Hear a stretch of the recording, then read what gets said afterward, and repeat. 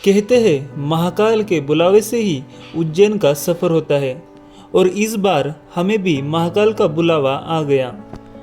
इस व्लॉग में सिर्फ महाकालेश्वर ज्योतिर्लिंग ही नहीं बल्कि उज्जैन के हिडन टेम्पल्स, शिप्रा आरती, महाकाल लोक और एक ऐसा एक्सपीरियंस जो शायद लाइफ में कभी भूल ना पाऊँ। और सबसे अच्छी बात, इस वीडियो में मैं आपको कंप्लीट बजट, ट्रैवल टिप्स और दर्शन गाइड भी दूंगा। तो चलिए पुणे से शुरू करते हैं महाकाल की यात्रा। हमने पुणे से दौंड इंदौर एक्सप्रेस पकड़ी।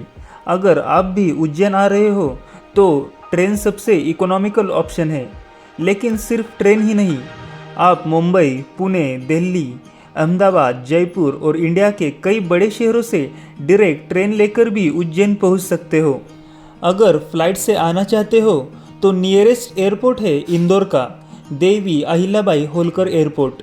एयरपोर्ट से उज्जैन सिर्फ लगभग 55 किलोमीटर है और टैक्सी या बस इजीली मिल जाती है।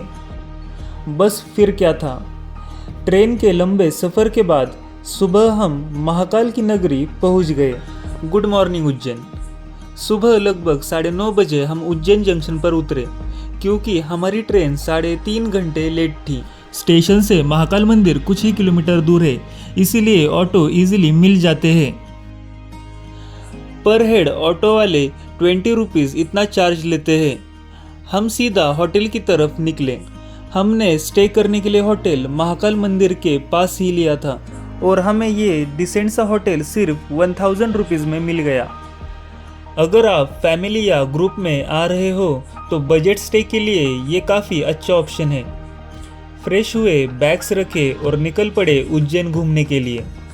पहले तो एनर्जी के लिए ब्रेकफास्ट और एक कड़क चाय ली क्योंकि आज पूरा दिन उज्जैन एक्सप्लोर करना था।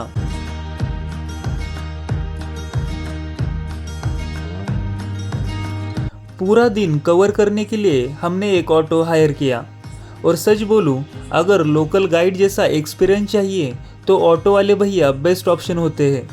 हमारे ऑटो ड्राइवर थे अंकुश माले भैया। इन्होंने हमें हर जगह की हिस्ट्री भी बताई और अननेसेसरी टाइम भी वेस्ट नहीं होने दिया। अगर आपको भी इनके साथ उज्जैन एक्सप्लोर करना हो तो इनका कॉन्टैक्ट नंबर डिस्क्रिप्शन में और स्क्रीन पर मिल जाएगा।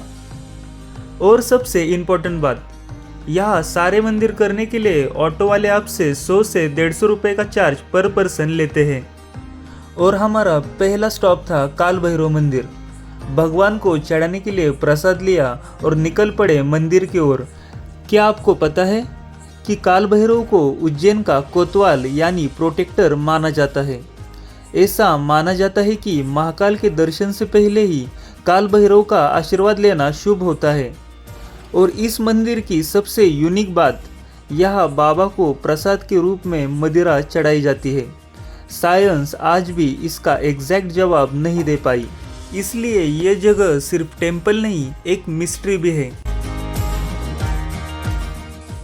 तो दोस्तों, अब हम जा रहे हैं उज्जैन के हिडन स्पॉट एक्सप्लोर करने के लिए। आप जब उज्जैन आओ तो ये स्पॉट घूमना बिल्कुल मिस मत करना। पहले तो हम आ पहुँचे गढ़कालिका माता के दर्शन के लिए। यही वो मंदिर माना जाता है जहाँ माँ कालिका की कृपा से महाकवि कालिदास को ज्ञान प्राप्त हुआ था। इसलिए स्टूडेंट्स और नॉलेज की प्रार्थना करने वाले यहाँ जरूर आते हैं। गढ़कालिका माता मंदिर के बाजू में ही स्थित है स्थिरमन गणेश मंदिर। इस मंदिर का नाम ही सब कुछ बता देता है। माना जाता है कि यहाँ प्रार्थना करने से मन को शांति और स्थिरता मिलती है। अब रिक्शा वाले भैया हमें लेकर जा रहे हैं उस जगह जहाँ भगवान श्री कृष्ण ने पढ़ाई की थी। ये है संदीपनी आश्रम। भगवान कृष्ण, बलराम और सुदामा ने यही गुरु संदीपनी से शिक्षा प्राप्त की थी। हिस्ट्री को इतना क्लोज फील करना सच में अमेजिंग था। कहते हैं कि यहाँ भगवान श्री कृष्ण ने सिर्फ 64 दिनों में 64 विद्या और 64 कलाओं का ज्ञान प्राप्त कर लिया था। इसी वजह से उन्हें सर्वगुण संपन्न माना जाता है।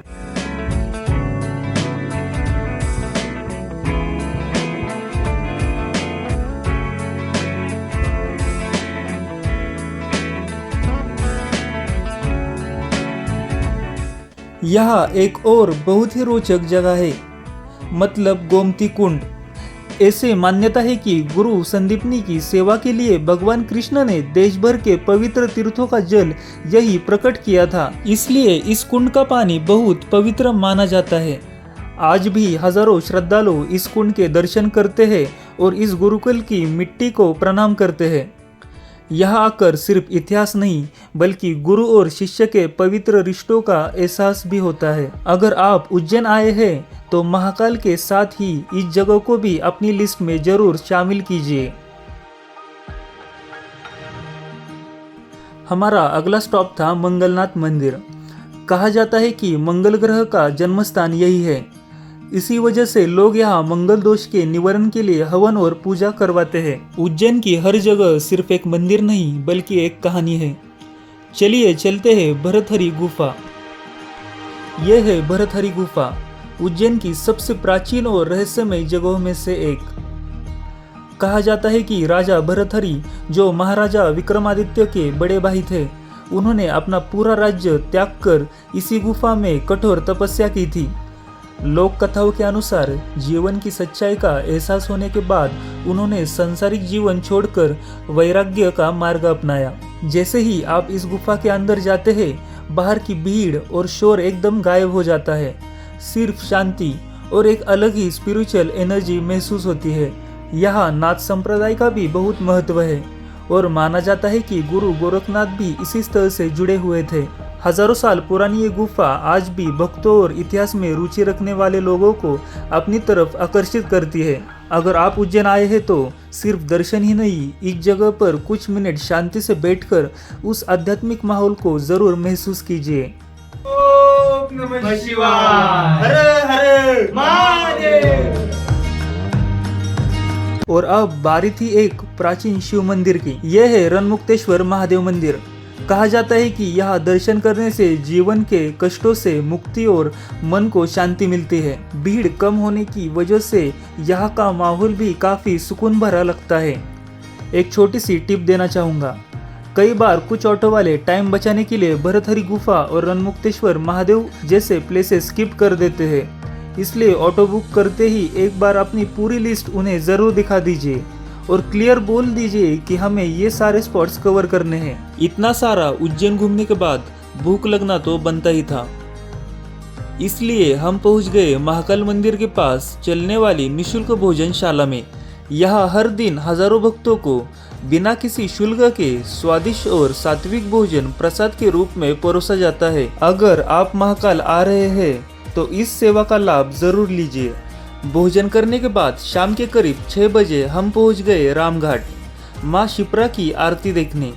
शिप्रा नदी को हिंदू धर्म की पवित्र नदियों में माना जाता है और कुंभ मेला भी इसी के तट पर लगता है। जैसे ही शंख की ध्वनि गूंजी, दिए जगमगाने लगे और मंत्र उच्चारण शुरू हुआ, पूरा माहौल भक्तिमय हो गया। अगर आप उज्जैन आते हैं तो शिप्रा आरती बिल्कुल मिस मत कीजिए।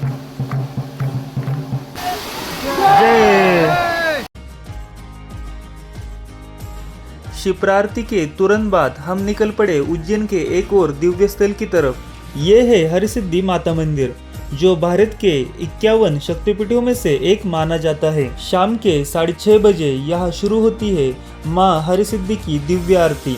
शाम की आरती के दौरान पूरा मंदिर दीपों की रोशनी और जय माता दी के जयकारों से गूंज उठता है। सबसे खास बात है यहाँ के 2 विशाल दीप स्तंभ, जो नवरात्रि के समय हजारों दियों से जगमगा उठते हैं। ये दृश्य देखने लायक होता है। माता के दर्शन और आरती के बाद दिल को एक अलग ही सुकून मिला।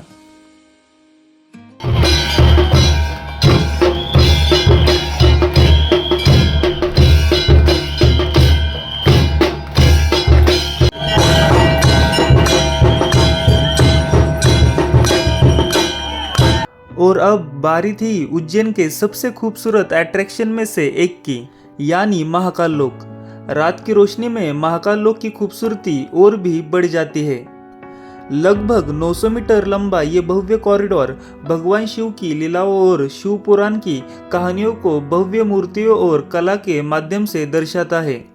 हर तरफ शिव की भव्यता, हर तरफ पॉजिटिविटी, और सच कहूँ यहाँ का एटमॉस्फेयर कैमरा से ज्यादा दिल में कैप्चर होता है। हमने यहाँ काफी फोटोज और वीडियोस लिए, लेकिन असलियत तो वो एहसास था जो यहाँ आकर महसूस हुआ। अगर आप उज्जैन आ रहे हैं तो महाकाल लोक को बिल्कुल मिस मत करिएगा। महाकाल लोक एक्सप्लोर करने के बाद हमने भारत माता मंदिर के भी दर्शन किए।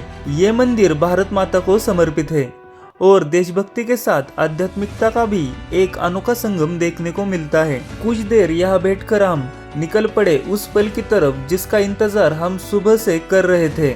रात के करीब 9 से 9:15 बजे हम महाकालेश्वर मंदिर की दर्शन लाइन में एंटर हुए। हम टोटल 6 लोग थे, लेकिन ऑनलाइन बुकिंग में हमें सिर्फ 4 लोगों के लिए ही शयन आरती के पासेस मिल पाए थे।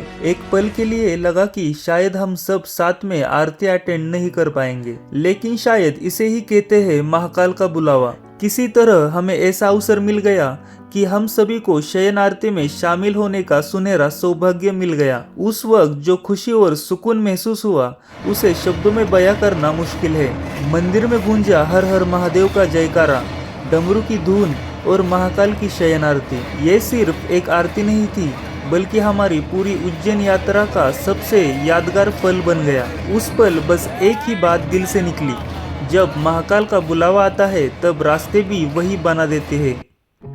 आरती के बाद बाहर आकर हमने थोड़ा सा खाना खाया और होटल वापस आ गए। कल सुबह हम निकलेंगे अपनी अगली मंजिल ओमकारेश्वर ज्योतिर्लिंग की ओर। तो दोस्तों, मिलते हैं व्लॉग के अगले एपिसोड में। जय महाकाल।